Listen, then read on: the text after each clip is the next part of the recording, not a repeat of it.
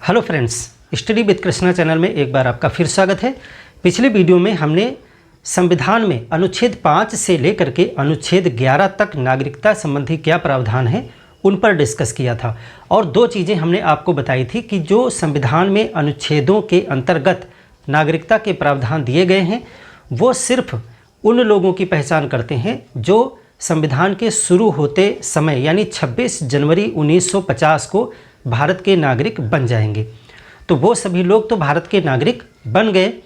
उसके बाद अनुच्छेद 11 में कहा गया था कि आने वाले समय के लिए नागरिकता संबंधी प्रावधान संसद बनाएगी और संसद ने इसी शक्ति का प्रयोग करते हुए नागरिकता अधिनियम 1955 बनाया, सिटीजनशिप एक्ट 1955 बनाया। आज की क्लास में हम उसी एक्ट को पढ़ेंगे क्योंकि ये बहुत महत्वपूर्ण है और वर्तमान समय में कौन कौन भारत का नागरिक बन सकता है उसका पूरा खाका जो है इसी एक्ट में दिया गया है और समय समय पर इसी एक्ट को संशोधित किया जाता रहा है और वर्तमान समय तक 9 बार इसमें संशोधन किया जा चुका है। लेटेस्ट संशोधन जो है 2019 में किया गया, CAA 2019। तो हम 1955 से कहानी शुरू करेंगे और सभी संशोधनों के साथ में लास्ट तक पूरा विधिवत इसको हम समझेंगे। तो चलिए शुरू करते हैं नागरिकता अधिनियम 1955 के विषय में। तो सबसे पहले आप दो बातें इसमें जानें कि ये एक्ट कैसे आया और किस शक्ति के अधीन आया।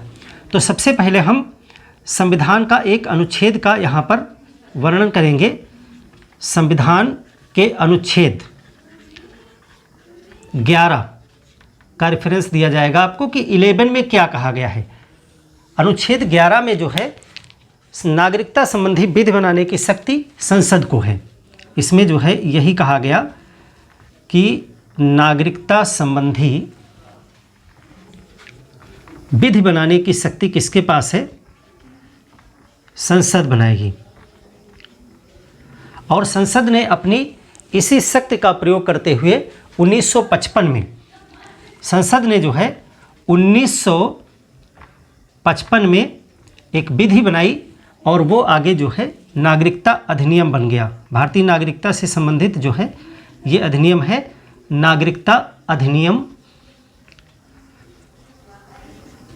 1955 ये बनाया। तो इस अधिनियम में उन्होंने क्या कहा? इस अधिनियम में कहा कि 26 जनवरी 1955 के बाद भारत में कौन नागरिक बन सकता है, यानी नागरिकता के अर्जन के क्या तरीके होंगे और किनकी नागरिकता छीनी जा सकती है उसके तरीके क्या होंगे। तो इसमें दो चीज़ें बताई गई हैं। इस नागरिकता अधिनियम में दो चीज़ें बताई गई हैं। एक तो बताया गया कि नागरिकता प्राप्त कैसे होगी, यानी अर्जन कैसे, एक तो ये चीज़ बताई गई। और दूसरी चीज़ बताया गया कि नागरिकता का हनन कैसे हो जाएगा, यानी नागरिकता की समाप्ति कैसे होगी, उसकी विधियां क्या होंगी। नागरिकता की समाप्ति, ये दो चीज़ें इसमें बताई गई हैं। दोनों चीज़ों पर डिस्कस करेंगे। तो नागरिकता प्राप्त करने की 5 विधियां इसमें इन्होंने बताई। इसमें 5 विधियां बताई गई। नागरिकता प्राप्त करने के 5 तरीके हो सकते हैं। 5 तरीके कौन से बताए गए इस अधिनियम में? इन्होंने कहा कि एक तो हम इसमें जन्म से नागरिकता देंगे, दूसरा तरीका होगा वंश क्रम से, वंश क्रम से, या आप इसको कह सकते हो कि रक्त संबंध से, रक्त संबंध द्वारा। तीसरा तरीका इन्होंने बताया जो इस अधिनियम के अनुसार होगा वो है पंजीकरण द्वारा, यानी रजिस्ट्रेशन द्वारा, पंजीकरण द्वारा, ये तरीका हो सकता है। और चौथा तरीका इन्होंने कहा कि देशीयकरण, देशीयकरण। अभी हम एक एक को पूरा डिटेल में डिस्कस करेंगे क्या है। और पांचवा तरीका इन्होंने बताया कि क्षेत्र अर्जन द्वारा, क्षेत्र अर्जन। नागरिकता प्राप्त करने के 5 तरीके होंगे और ये कब से होंगे? ये 26 जनवरी 1950 के बाद यानी कि इसके पहले जो नागरिक बनने थे वो तो संविधान में जो प्रावधान किए गए थे उसके अनुसार बन गए थे। अब जो आगे बनेंगे उनके लिए ये 5 तरीके होंगे। और नागरिकता की समाप्ति कैसे होगी उसके 3 तरीके बताए गए। नागरिकता की समाप्ति के 3 तरीके होंगे। पहला तरीका होगा त्यजन, यानी त्याग देना, रिनंसिएशन। कोई व्यक्ति स्वयं अपनी नागरिकता त्याग दे, त्यजन। दूसरा तरीका होगा समाप्ति। कैसे हो जाएगी समाप्ति या निरसन, इसको कहते हैं हिंदी में निरसन या समाप्ति। और तीसरा तरीका होगा वंचन। सरकार किस प्रकार से नागरिकता से किसी व्यक्ति को वंचित कर सकता है, ये 3 तरीके बताए गए नागरिकता की समाप्ति के लिए। नागरिकता कैसे लोप हो जाएगी। तो नागरिकता अधिनियम 1955 लागू हो गया और इसी के आधार पर आज तक नागरिकताएं दी जा रही हैं। लेकिन इसके मूल प्रावधानों में 9 बार संशोधन किया गया है समय समय पर। तो यहाँ पर यह भी दर्ज करेंगे कि इस अधिनियम में ये बेसिक बातें हैं, ये आपको जाननी जरूरी हैं। इस अधिनियम में अब तक, अब का मतलब है जिस दिनांक को मैं ये वीडियो आपके लिए तैयार कर रहा हूँ 2020 तक आप मान के चलिए, अब तक 9 बार संशोधन हो चुका है, संशोधन हुआ है।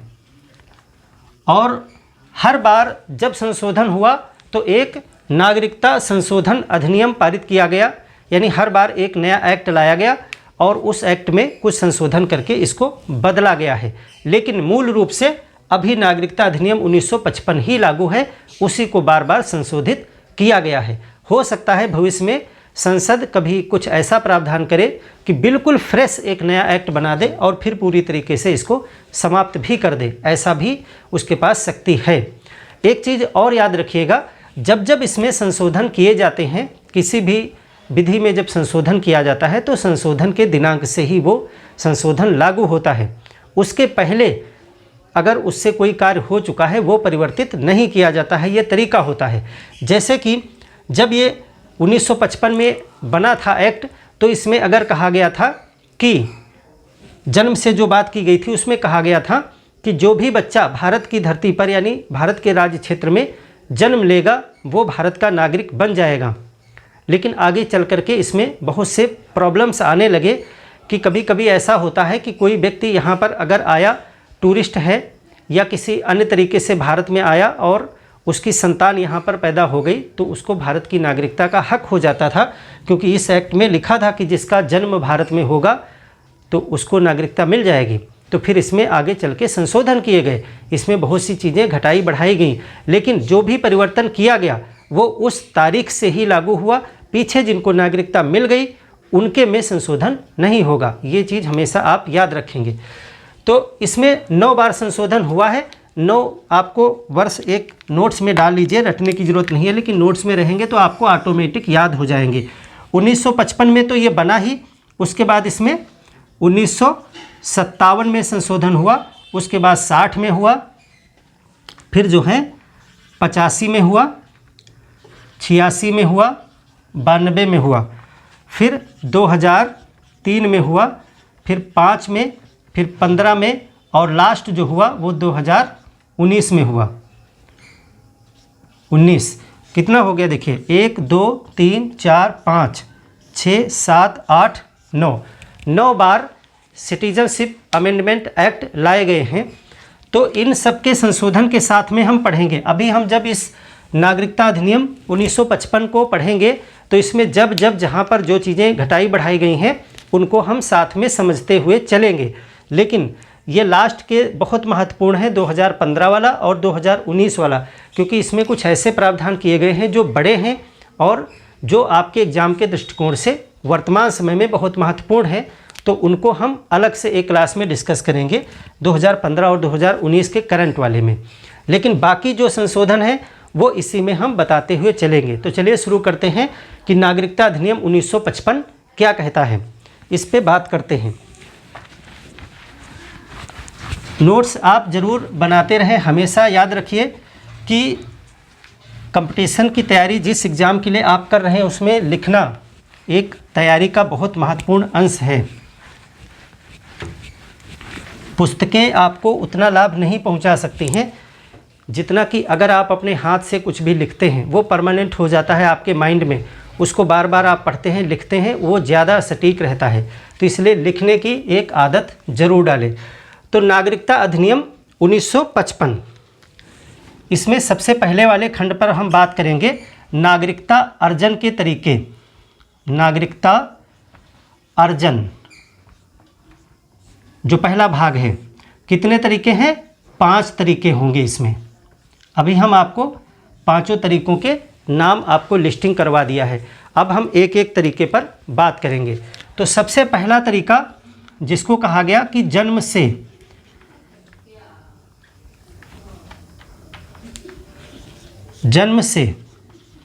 By birth.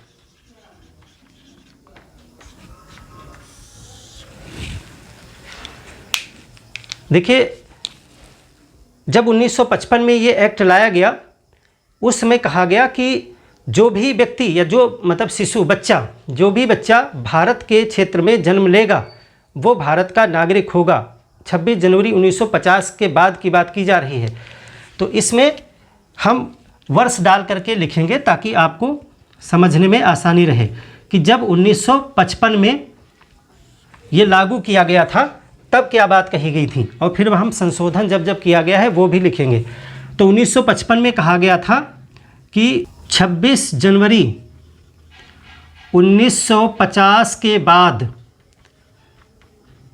ये डेट आप हमेशा याद रखिएगा, 26 जनवरी 1950 के बाद भारत के राज्य क्षेत्र में, भारत के राज्य क्षेत्र, देखिए यहाँ पर भारत के राज्य क्षेत्र की बात की जा रही है, यानी कि जो बट करके जो भारत बना है उसकी बात की जा रही है। यहाँ पर अविभाजित भारत की बात नहीं कर रहे हैं कि 26 जनवरी 1950 के बाद में अगर कोई व्यक्ति लाहौर या कराची में पैदा हुआ है वो नहीं नागरिक बन जाएगा। अब यहाँ पे स्पष्ट भारत के राज्य क्षेत्र की बात की जा रही है।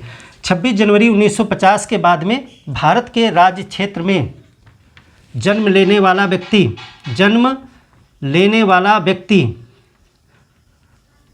व्यक्ति बहुत आसानी से समझेंगे, बहुत सरल है। अगर आप ज़रा सा भी इसमें आप स्किप कर गए और चीज़ों को ध्यान से नहीं सुना तो बहुत जटिल हो जाएगी नागरिकता को समझना आपके लिए, फिर आप चक्कर खा जाएंगे।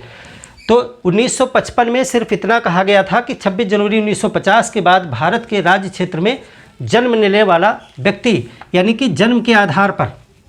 तो अब इसमें क्या प्रॉब्लम्स हो सकती हैं? शुरुआत में तो इसका एहसास नहीं हुआ, लेकिन बाद में ये देखा गया कि इसका मिसयूज भी किया जा सकता है, या फिर इसमें कुछ ऐसे व्यक्तियों को नागरिकता देनी पड़ सकती है जिनको नहीं देना चाहिए। यदि कोई विदेशी व्यक्ति बाहर से आता है और मान लेते हैं कि उसकी वाइफ को संतान होने का समय है और वो यहाँ पे 2 महीने के लिए आता है और उसी दौरान भारत के अथराइज्ड हॉस्पिटल में उसके संतान का जन्म होता है, उसके पास बर्थ सर्टिफिकेट मिलता है उसे, तो उसके आधार पर वो नागरिकता की मांग कर सकता है। क्योंकि बाय बर्थ में कहा जा रहा है कि भारत के राज्य क्षेत्र में जिसने भी जन्म लिया वो कहीं का भी रहने वाला हो, आप कह सकते हैं कि वो कहीं, इसमें कुछ भी नहीं कहा गया था कि उसके माता पिता कहाँ के रहने वाले हों। तो 1955 में ये हुआ, फिर इसके आगे कुछ परिणाम सकारात्मक नहीं दिख रहे थे। तो फिर 1900, अभी हमने बताया कि कई बार इसमें संशोधन किया गया, तो फिर इसमें 1 जुलाई 1987 से एक संशोधन लागू किया गया, उसके आधार पर इसमें कुछ चीज़ें बदल दी गई। तो उसको अब यहीं पर हम पढ़ लेंगे कि 1 जुलाई 1987 से इसमें एक नया प्रावधान लागू कर दिया गया, और इसमें कहा गया कि उसके, अब वो बात तो रहेगी ही, ये बात तो रहेगी ही, शर्त बढ़ाई गई इसमें एक कि उसके माता या पिता या दोनों भारत के नागरिक हों, भारत के नागरिक हों। देखिए, इसमें कहा गया कि सिर्फ इतने से आपको नागरिकता नहीं मिलेगी। अब इस व्यक्ति के जो भारत में जन्म तो ले ही, साथ ही साथ उसके माता या पिता या फिर दोनों में से कोई भी जो है भारत का नागरिक होना चाहिए, तभी उसको नागरिकता मिलेगी। सही हो गई बात।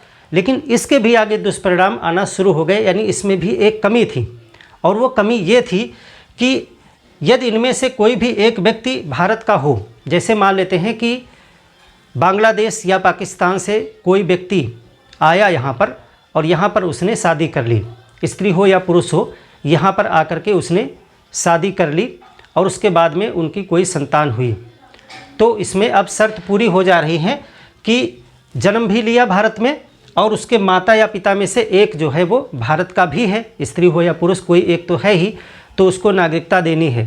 तो इस तरह से भी कुछ ऐसे इलीगल तरीके से लोग काम करने लगे नागरिकता प्राप्त करने के लिए, क्योंकि जब किसी शिशु को आप नागरिकता देंगे तो उसके संरक्षण के लिए उसके माता पिता को भी वहाँ रहने की अनुमति आपको नैतिक रूप से देनी पड़ जाती है। तो फिर इसमें फिर से एक संशोधन किया गया 2003 के संशोधन में, और उसको लागू किया गया 2004 से। तो वो डेट कौन सी है उसको भी आप देखें, 3 दिसंबर 2004। 3 दिसंबर 2004 से एक नया प्रावधान इसमें लागू किया गया, और अब कहा गया कि दोनों माता और पिता दोनों ही भारत के होने चाहिए, क्योंकि इसमें दिक्कत आ रही थी कि कोई व्यक्ति एक बाहर का आकर के अवैध रूप से और नागरिकता प्राप्त करने की कोशिश करने लगे थे लोग। तो इसमें जोड़ा गया कि 3 दिसंबर 2004 से कहा गया कि माता और पिता दोनों हों, और पिता दोनों भारतीय नागरिक हों, भारतीय नागरिक हों, तो उसको जो है नागरिकता मिलेगी। जैसे वर्तमान समय में मेरे बच्चे या आपके बच्चे किस प्रकार से नागरिकता पाएंगे, हम लोग तो मान लेते हैं जो हमारे लोगों के पिता थे वो 26 जनवरी 1950 के समय पर जो प्रावधान थे उससे नागरिकता पा गए, उनके बच्चे हम थे। तो हम लोग कैसे नागरिकता पाए हैं या हमारे बच्चे किस प्रकार से भारत के नागरिक हो जाएंगे, तो इसी से होंगे, बाय बर्थ से। क्या इसमें कहा गया कि 26 जनवरी 1950 के बाद जो भी भारत में जन्म लेगा यानी हमारी संतान भारत की नागरिक हो जाएगी, और नीचे वाली शर्त क्या है कि उसके माता पिता या दोनों भारत के नागरिक हों, तो मैं भारत का नागरिक हूं तो मेरा बच्चा भारत का नागरिक बन जाएगा।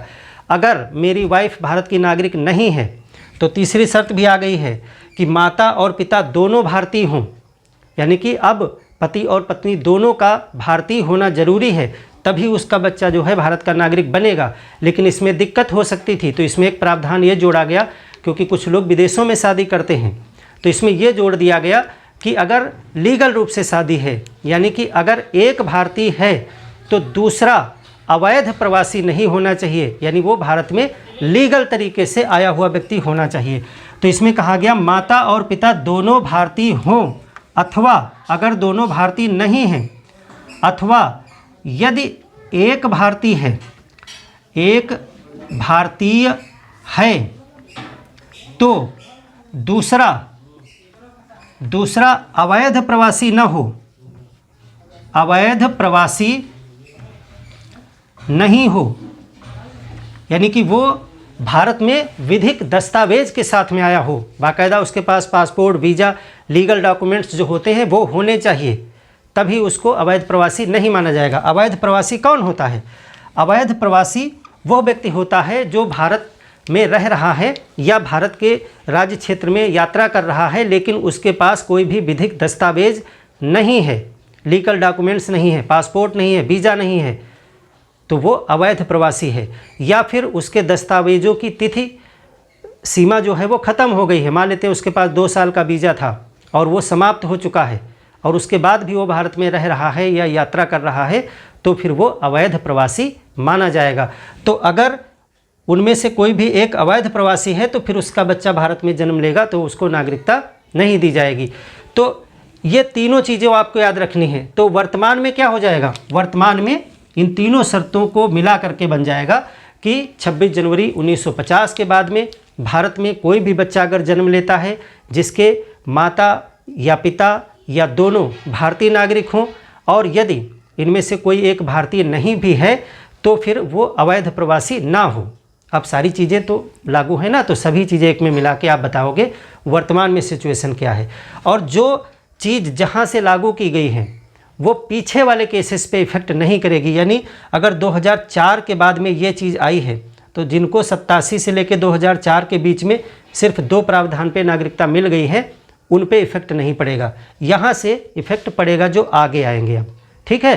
तो ये आगे हर बार मुझे बताना ना पड़े कि जो तारीख जहाँ से लागू की गई है वहीं से वो शर्त मानी जाएगी। तो ये हो गया बाय बर्थ, ये तरीका ये हो गया। तो हम सभी के बच्चे इसी तरीके से नागरिकता प्राप्त करते हैं और प्राप्त करते रहेंगे। दूसरा तरीका क्या है? दूसरा तरीका ये है कि कोई ज़रूरी नहीं है कि भारत के राज्य क्षेत्र में ही बच्चे जन्म लें। हो सकता है कि कल को मैं अच्छा खासा पैसे वाला बन जाऊं, यदि तो मैं विदेश भी जा सकता हूं, और विदेश में जा कर के मैं अगर रहता हूं और अगर वहां जा कर के मेरी कोई संतान होती है, वो तो विदेश की धरती पर जन्म लेगी, तो बाई बर्थ वाले में तो वो आएगा नहीं क्योंकि उसका जन्म भारत की धरती पे नहीं हुआ। तो क्या वह भारत का नागरिक होगा या नहीं होगा? तो बिल्कुल होगा। अगला जो तरीका है वो है रक्त संबंध, यानी जो बच्चे विदेश की धरतियों पर जन्म लेते हैं जा कर के, और यदि उनके माता पिता भारतीय हैं तो वो बच्चे भी भारतीय नागरिकता प्राप्त करेंगे। तो उसके लिए दूसरा तरीका कौन सा है इस एक्ट में? वो दूसरा तरीका लिखा गया वंश के आधार पर, वंश या रक्त संबंध आप कह सकते हो, रक्त संबंध के आधार पर, वंश या रक्त संबंध के आधार पर, इसको आप कह सकते हो बाय डिसेंट, बाय डिसेंट।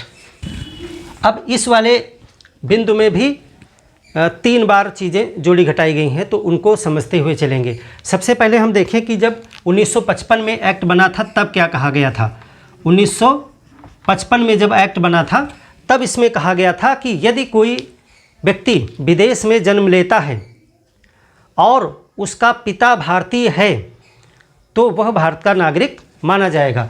यानी कि इसमें कहा गया कि यदि कोई व्यक्ति मतलब शिशु, बच्चा, यदि कोई व्यक्ति विदेश में जन्म लेता है, अभी पहले वाले में देखिए भारत के राज्य क्षेत्र की बात की जा रही थी, यहाँ पे विदेश में जन्म लेने की बात की जा रही है। यदि कोई व्यक्ति विदेश में जन्म लेता है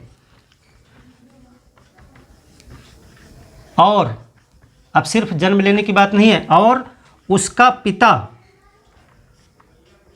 पिता अंडरलाइन करिएगा, पिता को 2 बार अंडरलाइन करिए, सिर्फ पिता लिखा हुआ है, माता नहीं। उसका पिता भारतीय नागरिक है, भारतीय नागरिक है, तो वह भारतीय नागरिक बनेगा, भारतीय नागरिक बनेगा, यानी कि उसको भारतीय नागरिकता मिलेगी। अब देखिए 1955 में पिता शब्द का प्रयोग किया गया है। हमारे यहाँ पितृसत्तात्मक सत्ता रही है काफ़ी पहले से, हालांकि अब ये भ्रांतियाँ टूट रही हैं। तो पहले शुरुआत में क्या होता है, जैसे कि आप भी अपने गांव घर में अगर देखिए तो आपको आपके दादा परदादा के वंश के हिसाब से आपको पहचान मिलती है। आपके जो मम्मी का पक्ष है, मातृ पक्ष है, यानी आपका ननिहाल, वहाँ के वंश से आपको पहचान नहीं प्राप्त होती है। आपको ये कहा जाता है कि फला व्यक्ति के लड़के हैं, इनके दादा ये वंश है इनका, लेकिन नाना नानी के वहाँ से जोड़ के कोई नहीं बताता है। तो इस प्रकार से मातृपक्ष कमज़ोर रहा था शुरुआत में। तो जब ये संविधान में 1955 में ये बात आई तो इसमें कहा गया कि यदि कोई व्यक्ति विदेश में जन्म लेता है और उसका पिता भारतीय नागरिक है तो वह भारतीय नागरिक बनेगा, यानी वो बच्चा। और यहाँ भी डेट वही है विदेश में, यहाँ भी 26 जनवरी 1950 के बाद, ये बार बार मैं नहीं लिखूंगा लेकिन आप याद रखिएगा, सब प्रावधान 26 जनवरी 1950 के बाद के लिए हैं, पहले के लिए नहीं। हालांकि अधिनियम 1955 में बना, लेकिन बात ये 26 जनवरी 1950 के दिन से आगे कर रहे हैं, यानी 51, 52, 53, 54 में भी जो हुए केस वो सब इसी के द्वारा निपटाए जाएंगे, और इसके पहले वाले हम आपको पढ़ा ही चुके हैं। तो इसमें क्या प्रॉब्लम थी? इसमें प्रॉब्लम ये थी कि ये पिता अब एक एग्जाम्पल समझिए, यदि एक पुरुष है भारतीय और वो विदेश जाता है काम के सिलसिले में या पढ़ने के सिलसिले में, और वहाँ एक विदेशी महिला से शादी कर लेता है और उसके वहीं एक संतान होती है, तो इसी के आधार पर उसको भारतीय नागरिकता मिल जाएगी नए बच्चे को, क्योंकि उसका पिता भारतीय है, माता अमेरिकन है या कोई और देश मान लो, और बच्चा विदेश में जन्म लिया, तो इसके आधार पे उस बच्चे को भारतीय नागरिकता प्रदान हो जाएगी। लेकिन अब केस को ज़रा उल्टा कर दीजिए, यदि भारत से कोई महिला, कोई लड़की जाती है विदेश में पढ़ने लिखने, व्यापार व्यवसाय नौकरी, और उसको वहाँ किसी विदेशी पुरुष से शादी वो कर लेती है, फिर उसको वहाँ विदेश में ही संतान होती है, अब क्या यह एक्ट उस बच्चे को दे पाएगा नागरिकता? क्योंकि यहाँ पर पिता तो उसका अमेरिकन है, पिता भारतीय है नहीं, और बच्चा विदेश में जन्म लिया। अगर यहाँ जन्म लेता तब तो बात बन जाती पहले वाले उससे बाई बर्थ कि भारत में जन्म लिया, माता पिता में से एक है, तो बन जाती बात। लेकिन बच्चे ने विदेश में जन्म लिया है और उसका पिता भारतीय है नहीं, तो फिर वो बच्चे का क्या होगा, नागरिकता कैसे वो प्राप्त करेगा भारत की? तो फिर यहाँ पर 92 में एक संशोधन किया गया, आवाज़ें इसके खिलाफ उठी कि ये लैंगिक समानता नहीं है और भारत में प्रस्तावना से ही समानता की बात की जा रही है, तो यहाँ पर स्त्री और पुरुषों के साथ भेदभाव किया जा रहा है, तो इसमें बढ़ाई गई वो चीज़। तो 10 दिसंबर 1992 से संशोधन एक लागू किया गया, 92 में किया गया, 10 दिसंबर से लागू किया गया, और इसमें कहा गया कि यहाँ पे सिर्फ पिता वाली बात को हटा के क्या कर दिया गया कि माता या पिता या दोनों में से कोई भारतीय हो, यानी कि ऊपर वाली तो बात रहेगी ही, बच्चा विदेश में जन्म लिया। अब इसमें देखिए माता या पिता कोई भी हो, माता हो या पिता, कॉमन सी बात है, दोनों हैं तो शर्त पूरी ही है, कोई भी एक हो। तो यहाँ पे अब चाहे लड़की यहाँ से बाहर जाती है और चाहे यहाँ से लड़का बाहर जाता है, अगर विदेश में शादी करता है किसी विदेशी से, तो भी बात बन जाएगी। तो ये आ गया यहाँ पर। लेकिन अब इसमें भी आगे कुछ होच पोच होने लगा। इसमें हुआ ये कि इसका भी कुछ दुरुपयोग लोगों ने किया। कुछ लोग इंटेंशनली दुरुपयोग करते हैं चीज़ों का कि फ़ॉरेन से आए या यहाँ से कोई फ़ॉरेन गया और इस दोनों चीज़ों का फ़ायदा वो उठाने लगे और मनचाहे तरीके से जब मन होता तब नागरिकता के लिए अप्लाई करने लगे कि हमारा बच्चा है और देखिए ऐसे से। तो बाद में पता चला वो बच्चा तो काफ़ी पुरानी बात हो गई, पता चला बच्चा 15 साल का हो गया है, अब वो नागरिकता की मांग कर रहे हैं। तो इसमें कहा गया कि 15 साल पुरानी बात है और अब एक शर्त बना दी जाए कि अगर इस तरह से कोई बच्चा जन्म लेता है तो 1 साल के अंदर विदिन 1 ईयर आपको रजिस्ट्रेशन करवा देना पड़ेगा बच्चे का कि हमारा इस प्रकार का केस है और बच्चा हमारा रजिस्टर करिए आप, तभी मिलेगा। और 1 साल से ज़्यादा हो जाएगा तो फिर आपको विशेष अनुमति लेनी पड़ेगी केंद्र सरकार से और फिर अनुमति के साथ में आपको उस बच्चे का रजिस्ट्रेशन कराना पड़ेगा। तो ये शर्त आपकी आ गई 2004 से। तो अगला 2004 वाला कब लागू हुआ था? वो हुआ था 3 दिसंबर 2004 से। अब इसमें जो किया गया, इसमें कहा गया कि इस डेट से, इसके पहले नहीं, इस डेट से कहा गया कि इस प्रकार के बच्चे का, जो उपरोक्त प्रकार है, इस प्रकार के बच्चे का 1 वर्ष के अंदर, 1 वर्ष के भीतर भारतीय दूतावास में, अगर विदेश में जन्म लिया है तो वहाँ पर भारतीय दूतावास होगा और नहीं है तो आप भारत आके कर सकते हैं। भारतीय दूतावास में पंजीकरण कराना होगा, पंजीकरण कराना होगा, ये शर्त बढ़ा दी गई। और इसमें एक चीज़ और भी थी कि यदि समय ओवर हो जाता है और आपका मामला जेन्युइन है, असली केस है, कोई बनावटी नहीं है, धोखाधड़ी नहीं है, तो आप केंद्र सरकार से परमिशन लेके 1 साल के बाद में भी आपको कुछ अनुमति मिल जाएगी। लेकिन हर बार नहीं, ये अनुमति से होगा। लेट होने पर केंद्र सरकार की अनुमति से कर सकते हैं। यानी आपके पास चांस रहेगा, कोई बात हो गई, इमरजेंसी है, आप नहीं करवा पाए तो अनुमति लेके कर सकते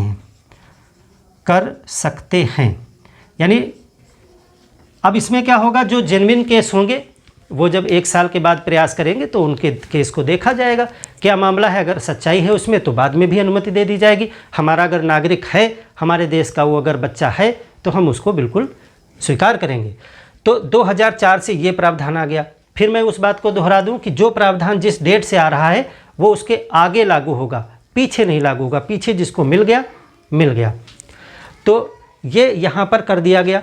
अब इसमें एक चीज़ और आई, जब ये देश विदेश वाला मिक्सअप होता है कि लड़का भारतीय है लड़की विदेशी है, या लड़की भारतीय है लड़का विदेशी है, तो ऐसे में तो बच्चा जो होता है वो 2 देशों की नागरिकता पा जाता है। आप कल्पना करिए कि चलिए भारत और पाकिस्तान का उदाहरण लेते हैं, तो पाकिस्तान में भी तो नागरिकता देने के प्रावधान होंगे कुछ ना कुछ। तो अगर भारत का लड़का या लड़की और पाकिस्तान का लड़का या लड़की आपस में शादी कर लेते हैं तो उनकी संतान जब होगी तो भारत के नियमों के अनुसार भारत की नागरिकता भी उसको मिलने का चांस है, और पाकिस्तान के नियमों के अनुसार उस लड़के को, चूँकि एक कैंडिडेट पाकिस्तान का भी है ना, माता या पिता उसका, तो वहाँ भी नागरिकता के चांस है। तो ऐसे में क्या होता है कि बच्चे को 2 देशों की नागरिकता मिलने का अधिकार प्राप्त हो जाता है, हक प्राप्त हो जाता है, और जब तक वो नाबालिग रहता है तब तक वो 2 देशों की नागरिक माना जाता है। तो अब भारत में कहा गया, इसमें बढ़ाया गया है कि जब 18 साल का वो बच्चा हो जाएगा तो फिर उसको एक जगह की नागरिकता छोड़नी पड़ेगी। अगर वो दूसरे देश की नागरिकता का त्याग नहीं करता है तो फिर भारतीय नागरिक नहीं रह जाएगा। अगर वो भारतीय नागरिक नहीं रहना चाहता है तो फिर कोई बात नहीं। तो इसमें एक नोट करके आप लिख लें, नोट, इस चीज़ को आप जानें, क्योंकि नागरिकता से जो क्वेश्चन आते हैं वो थोड़ा इसी तरीके से घुमा फिरा करके आते हैं सिचुएशन बना के। तो सारी सिचुएशंस आपको मालूम होनी चाहिए कि नोट यहाँ पर ये लिखेंगे कि यदि कोई शिशु, कोई नाबालिग शिशु, क्योंकि इस कंडीशन में 2 देश की नागरिकता मिल जाएगी, हमने आपको समझा दिया। यदि कोई नाबालिग शिशु 2 देशों की नागरिकता पाने का अधिकार रखता है तो दोनों ही उसको मिल जाएगी। अब इसमें क्या कहा गया, उसके बालिग होने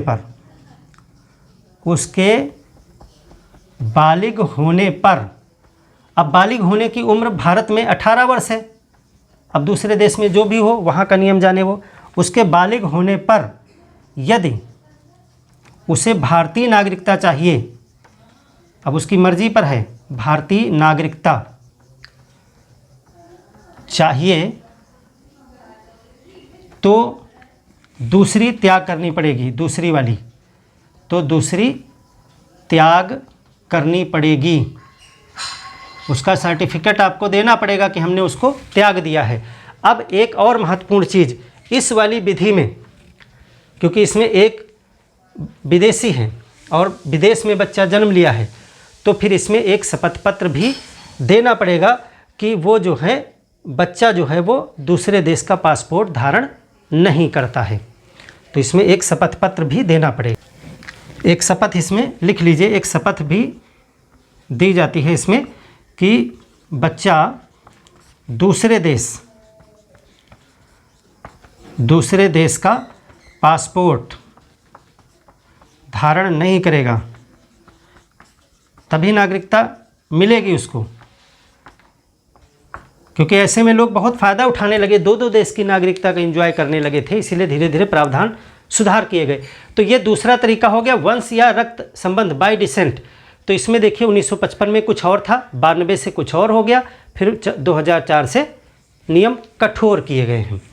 अब यहाँ पे तीसरे तरीके पर बात करते हैं कि ये तो भारत की धरती पर जन्म लेने वाला और विदेश में भारतीयों के बच्चों को, दोनों तरीके हो गए आपके। अब इसमें कहा गया कि रजिस्ट्रेशन की विधि के द्वारा कैसे प्राप्त करेंगे, यानी ये तो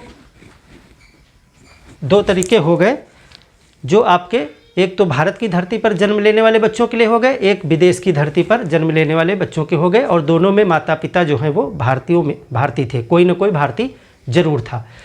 अब इसमें कहा गया कि कुछ लोग तो ऐसे हो सकते हैं जिनके माता पिता भारतीय मूल के रहे हों, यानी उनके दादा परदादा यानी उनके पूर्वज भारतीय रहे हों, लेकिन अब वो भारतीय नहीं हैं, वो विदेश में रहते हैं। अब भी तो बहुत से लोग रहते होंगे जो इनके माता पिता दादा दादी जो है कभी रहते थे भारत में, वहाँ के निवासी थे भारत के, लेकिन अब वो विदेशों में रहते हैं, और उनके बच्चे अगर भारतीय नागरिकता प्राप्त करना चाहते हों, उनके लिए ही है, सबके लिए नहीं, सब विदेशियों के लिए अभी नहीं इसमें है। इसमें सिर्फ उन विदेशियों के लिए जो भारतीय मूल के हों, लेकिन हैं वो विदेशी, आज वो नागरिक नहीं हैं, तो उनके बच्चे अगर हमारे देश की नागरिकता लेना चाहें तो क्या तरीका होगा। तो उसके लिए तीसरा तरीका निकाला गया, पंजीकरण। पंजीकरण यानी इसको आप कह सकते हो बाय रजिस्ट्रेशन। ये किसके लिए था? ये था विदेशियों के भारतीय मूल के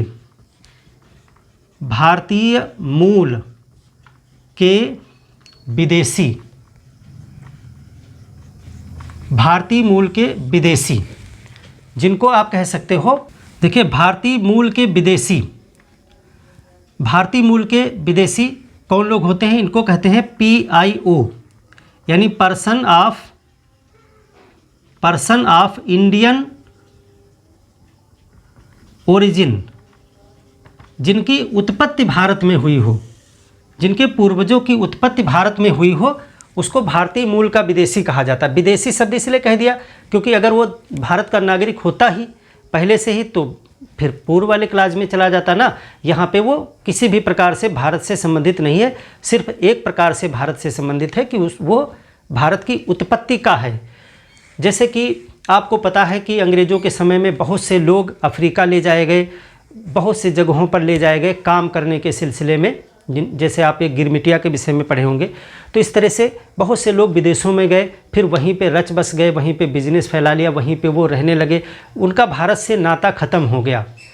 हाँ, उनके पूर्वज कभी भारतीय जरूर रहे थे, लेकिन अब वो भारत के नागरिक नहीं हैं किसी भी प्रकार से। हो सकता है कभी वो भारत आते भी नहीं हों, लेकिन उनके लिए भारत के दरवाजे खोले गए कि अगर पर्सन्स ऑफ इंडियन ओरिजिन का कोई व्यक्ति है, उसकी संतान है, तो फिर वह भारत की नागरिकता अगर लेना चाहे तो कैसे प्राप्त कर सकता है। तो भारतीय मूल के विदेशी कैसे नागरिकता प्राप्त करेंगे, कैसे भारतीय नागरिकता प्राप्त कर सकते हैं, इसमें यह बताया गया है करेंगे। तो PIO को आप समझ गए, यानी कि आप इसमें और थोड़ा डिफाइन कर दूं, जिनके पूर्वज 4 पीढ़ी तक, 4 पीढ़ी तक का भी गिन लिया जाएगा, यानी दादा परदादा ऊपर और कोई अपर दादा, 4 पीढ़ी तक का कोई भी अगर साक्ष्य है उनके पास में कि हाँ वो थे भारतीय, जिनके पूर्वज भारतीय रहे हों, उनको कहा जाता है PIO, person of Indian origin. और अब वो अगर भारत की नागरिकता चाहते हो, देखो भारतीय होना अलग बात है और भारतीय नागरिक होना अलग बात है। बहुत से भारतीय अमेरिका में रहते हैं, लेकिन कोई ज़रूरी नहीं है कि वो भारतीय नागरिक हों। तो यदि वो भारतीय नागरिक बनना चाहते हैं तो उनको पंजीकरण की विधि से आना होगा। तो इसके लिए क्या कहा गया कि उन्हें 7 वर्ष भारत में रहना होगा, यानी कि 7 वर्ष तक वो भारत में कम से कम रह रहे हों। फिर वो आवेदन करेंगे और उसके बाद में स्वीकृत मिलने पर, स्वीकृत होगी और नागरिकता मिल जाएगी उनको। ये तरीका उनके लिए होगा। तो इसमें से क्वेश्चन बन सकते हैं कि किसी भारतीय मूल के विदेशी को भारत में नागरिकता प्राप्त करने के लिए कम से कम कितने दिन भारत में रहना अनिवार्य है। तो आवेदन करने से पहले की बात है ये, यहाँ पे आप लिख लें कि आवेदन से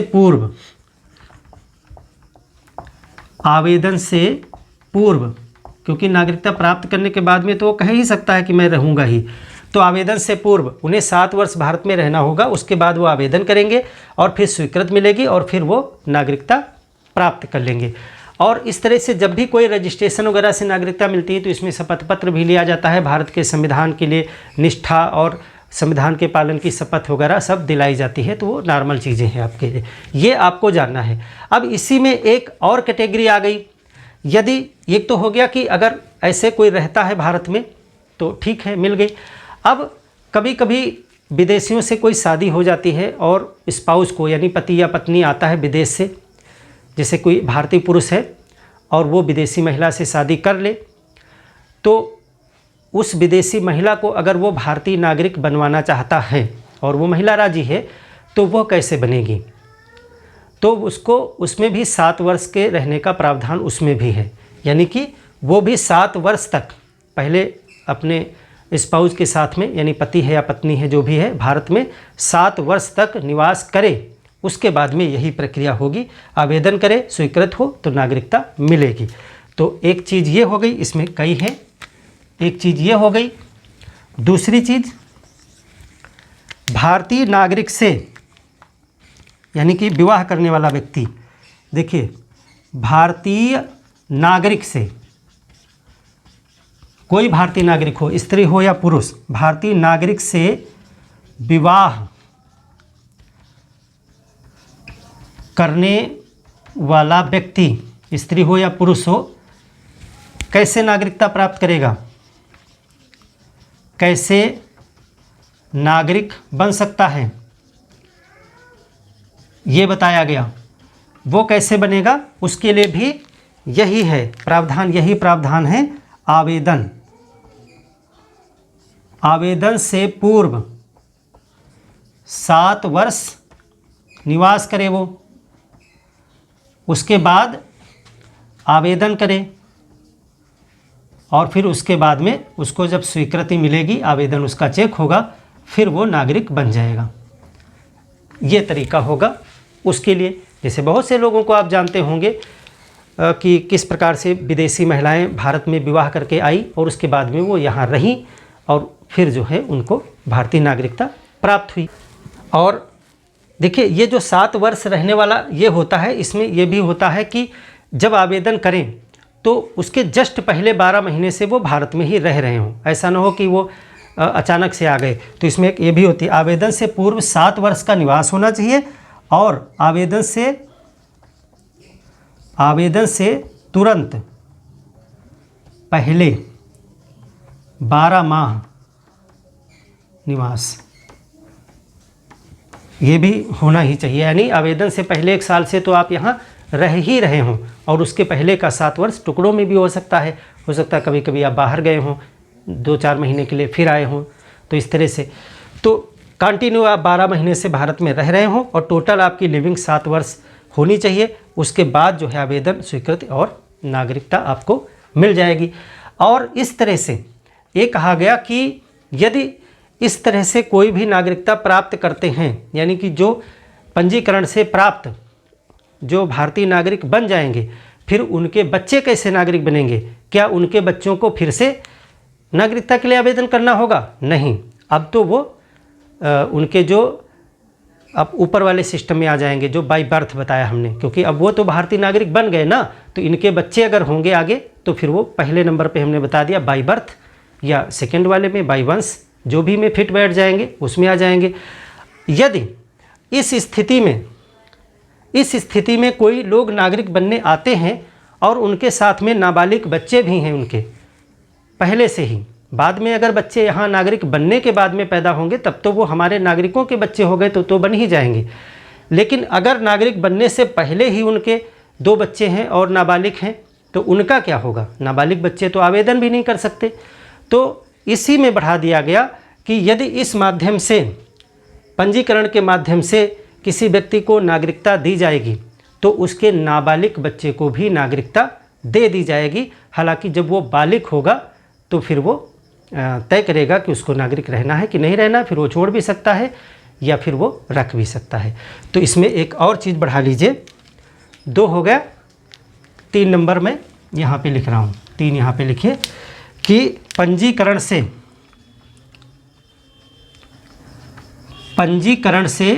बने नागरिकों के